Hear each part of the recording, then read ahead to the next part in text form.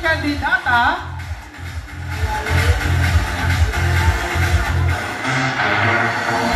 ay ang Vice President ng ating Senior Citizen Guadalupe Villao Chapter, Pag-asa Ramos.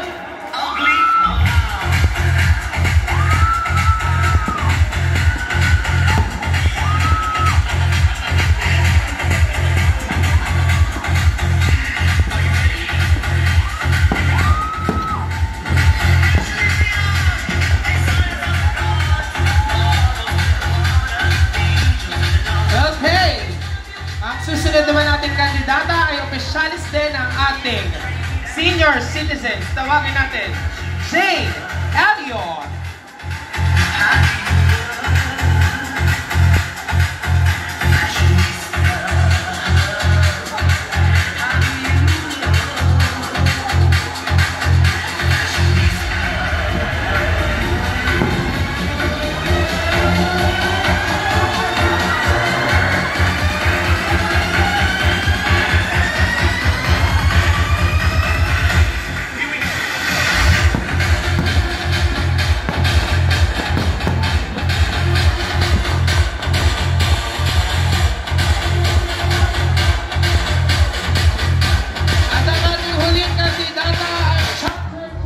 For Senior Citizen, dating Bokang runner-up 2010, Anita Veloria Ba.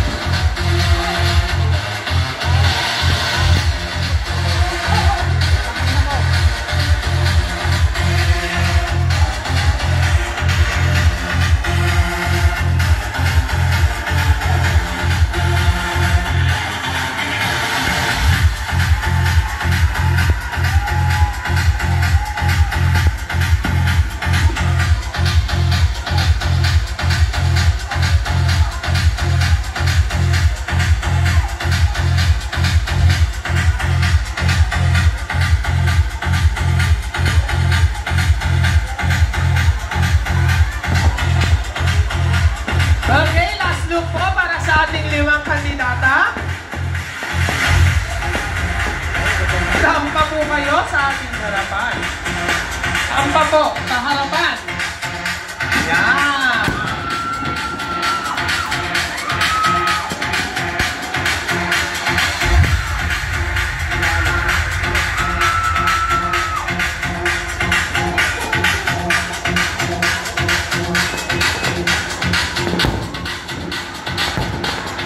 Okay, maraming salamat po sa ating limang nagagandahang kandidata ngayong gabi. Maaari na po tayo bumalik sa ating upuan.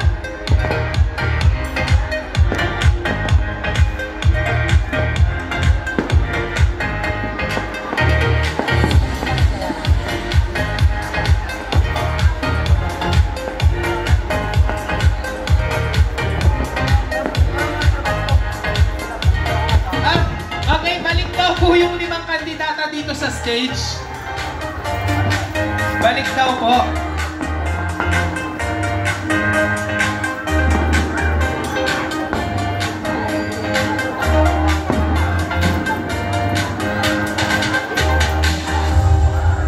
Okay, sino ba si contestant number 1? Punta po tayo dito sa harapan.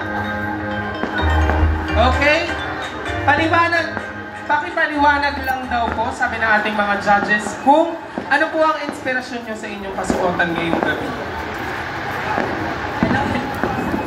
Hello. Good evening. Lahat sa inyo, ladies and gentlemen, sa mga bisita natin, lalong-lalo na sa ibang places at lalo na sa mga officials natin, headed by Barangay Captain Haynes Angeles at sa mga kagawad natin na magaganda at mga guwapo na kagawad natin dito sa Guadalupe Viejo. Ang inspirasyon ko dito sa suot ko ngayon ay parang bumalik ako sa dalaga. Parang alam mo yung naiisip ko yung noong unang panahon na nagsusuot tayo ng ganito. Pero at present, wala na rin ganitong suot ngayon. Paminsan-minsan na lang na sinusuot, lalong-lalo na sa mga okasyon na ganito. So, nai-inspire ako na nagsuot ng ganito ngayon. Thank you sa mga councils natin na nagpasuot sa amin ngayon na ang tawag dito ay Filipina. So, thank you again sa officials natin.